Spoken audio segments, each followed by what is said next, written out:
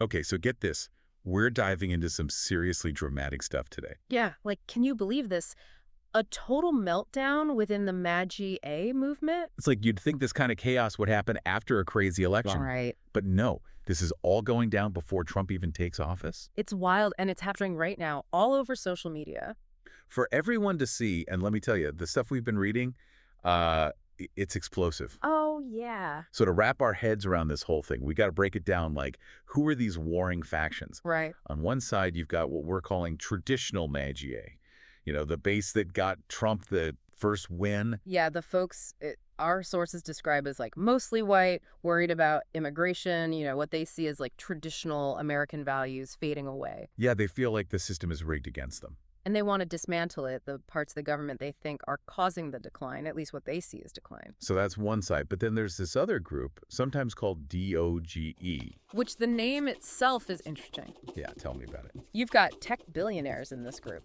And a lot of them are immigrants. Which is like, the irony is not lost on anyone, right? Not at all. A movement built on being against immigrants, but funded by them, in a way. It's wild. Talk about shifting power dynamics in the Republican Party. So we've got these two groups. They both want to dismantle things, but for different reasons. The traditional MAGA folks want to go back to, like, a simpler time, Right. While DOGE wants to, like, gut regulations and put businesses first no matter what.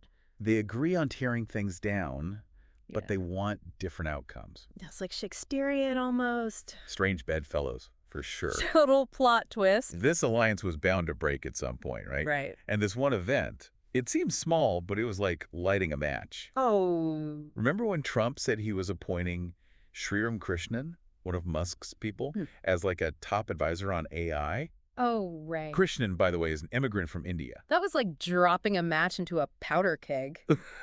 Krishnan's been very outspoken about, like, expanding immigration, especially for skilled workers. Right, the whole bring in the best talent Yeah, argument. exactly. And he thinks it's vital for America to compete globally. Which obviously infuriated the traditional MAGA base Oh, they saw it as a total betrayal. of that America First idea Yeah, like Trump was turning his back on them. after they got him elected. Yeah. And that's when things got, well, ugly. Gloves came off. Laura Loomer, remember her? Big MAGA activist.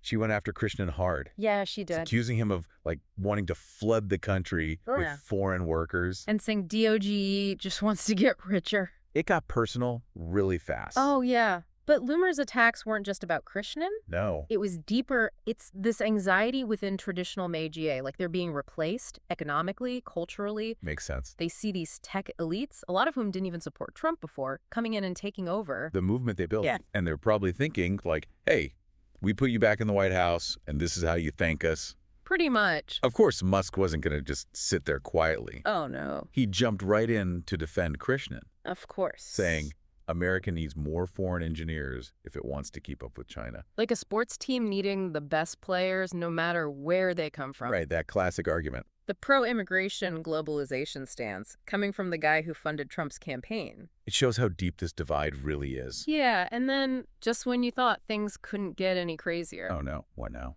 Vivek Ramaswamy, another big DOGE player, he basically trashed American culture. No way. Seriously. Said it breeds mediocrity, values popularity over smarts, that kind of thing. Wow. Which obviously hit a nerve with the traditional MAGA crowd who pride themselves on being, well, not elitist. You think? Ramaswamy's argument was basically, if you want to compete globally, you got to be more meritocratic. Reward talent no matter where it's from. Exactly. And the MAGA was like, wait, what happened to cutting government spending? Now it's all about more immigrants. Right, like a total mixed message. And then, to add fuel to the fire, Nikki Haley.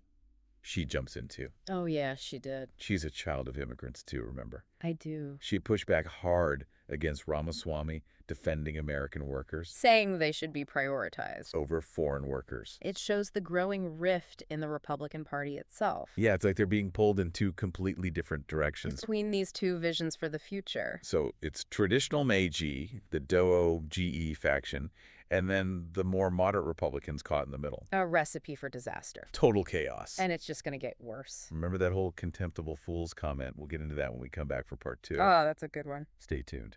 So we're back, and well, we didn't really go anywhere. This is a podcast, but last we were talking about that crazy fight within MAGA. Right, traditional MAGA going head-to-head with those tech billionaires, the DOGE crew. And it's more than just disagreeing about politics. Oh yeah, this is like a battle for the soul of the movement or something. It's like a reality show, honestly. Two groups who were totally on board with dismantling the government, now they're at each other's throats. It's shocking. And kind of entertaining, I gotta admit. Yeah, but why is this happening now, That's the question. Well, Trump's win wasn't exactly a landslide. True, he got less than half the votes. So the Republican Party was already kind of fractured even before this whole MAGA thing blew up. Right, and our sources say those establishment Republicans, the ones who never really bought into the whole MAGA thing, They're getting fed up with the chaos. probably watching this all go down and thinking, told you so. Exactly. They see this infighting as proof that the party's falling apart from the inside. Like it's rotting or something. They've become a coalition of convenience, Held together by hating Democrats and wanting power. But no real shared vision for the future. So this MAGA Civil War is exposing all those cracks. For everyone to see. And I know what some people are thinking. Two groups in the same party fighting, so what?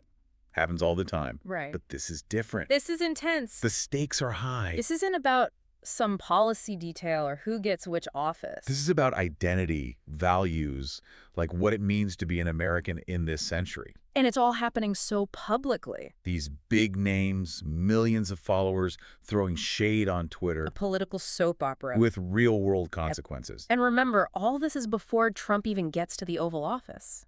Right. Imagine the instability. How can he govern effectively when his own base is at war with itself? Who does he even listen to? Does he try to make the traditional MAGA folks happy, the ones who got him elected? Or does he side with DOGE, the ones with all the money and influence? It's a tough spot. Hold on. I'm not sure I agree with that whole no ideology thing. I mean, the MAGA movement, they clearly have strong beliefs, even if they contradict each other sometimes. Like what? America first. Skepticism of globalism. Traditional families. Distrust of elites. Okay. Yeah, you're right to push back on that. It's not that they have no ideology. It's more like it hasn't been tested. Right. They were united in being against things, but now that they're in a position to actually do something. The cracks are showing. Exactly. The contradictions are becoming impossible to ignore. It's kind of like what's happening in America right now on a smaller scale. How so? These extreme groups are yelling at each other. Yeah. And the rest of us are just trying to figure out what's going on. That's a good point. This MAGA Civil War, it's a symptom of a bigger problem. The societal divide. Polarization that's been building for years. As this fight gets worse, it makes you worry about democracy, Can our government even function when one of the major parties is imploding? Exactly. And then there's Trump himself, silent through all of this. Yeah. Yeah. Is he doing that on purpose? Waiting to see who wins? Or is he genuinely lost, unsure who to back? His silence is kind of deafening, isn't it? It says a lot about how fragile his position is. He's trapped between these two groups. Any move he makes is going to alienate a huge chunk of his base. So where do we go from here? It's anyone's guess, really. We can make some educated guesses, though, based on all the stuff we've been reading. Right, like what? Well, one possibility is that this whole thing paralyzes the Trump administration from day one. Imagine if the traditional MAGA folks feel so betrayed that they just withdraw their support. Or even actively try to sabotage him. That would be a nightmare for Trump. He needs their votes, their enthusiasm to hold on to any power. But if he goes all in on the DOGE agenda, he risks alienating those establishment Republicans who are already skeptical. They might tolerate him as long as he doesn't shake things up too much. But if he makes radical changes, changes that threaten their vision, they could easily turn on him too. It's a tightrope walk. Hard to see how he comes out of this looking good. And to make things even more complicated, this infighting will probably spread. You mean like beyond just MAGA? We could see more political violence, extremist groups on both sides getting more aggressive.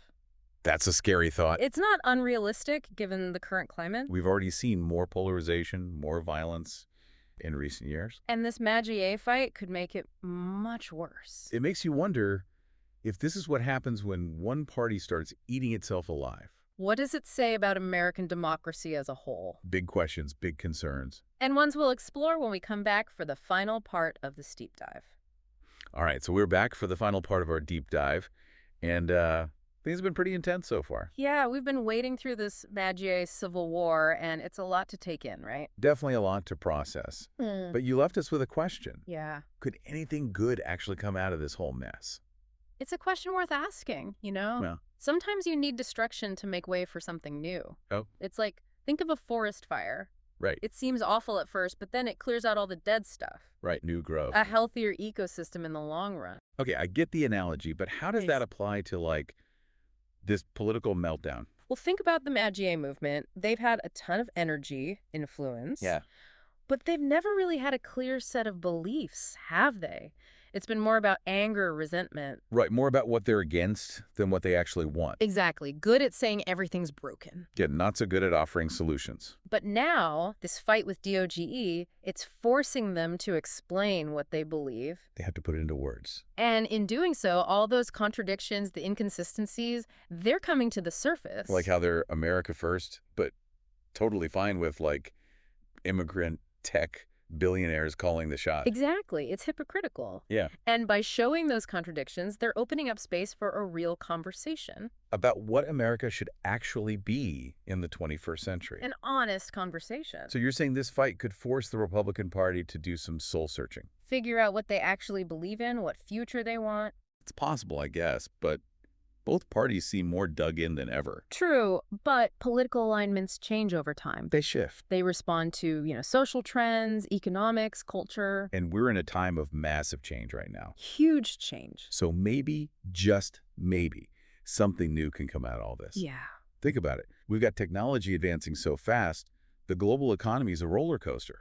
Social injustice issues we can't ignore anymore. That's a lot. And in times like these, people look for new answers. New solutions. New leaders who can, make sense of it all, offer a way forward. So you're saying this MAGA implosion could create a space for new political forces to rise up? It's not just a possibility, it's already happening. Right. We're seeing these new grassroots movements popping up, led by young people, people of color, folks who feel abandoned by the two-party system. Yeah, they're fed up. They're demanding action on climate change, economic inequality, racial justice. They're not waiting around for permission. They're building their own power, creating their own solutions. It's like that saying, nature abhors a vacuum. When one thing collapses, something else rushes in to fill the space. And the space left by this MAGA fight. It could be filled by something amazing. Imagine a movement that actually cares about economic justice, the environment, a more inclusive America. A movement that brings people together instead of dividing them. One that builds a future where everyone can thrive. That sounds pretty idealistic. It does, but it's possible. Okay, but let's be real. Even if these new movements gain traction, how can they actually change anything? The system is designed to protect the status quo, right? Yeah, exactly. That's where you come in. Me. Change doesn't happen magically. It needs people to participate, to get involved. To challenge the way things have always been. This MAGA Civil War is a wake-up call. It's like an alarm bell going off. It shows how fragile our democracy is. How easily it can be broken. We need to pay attention, care for it if we want it to survive. So it's not enough to just hope for the best. We have to actually do something.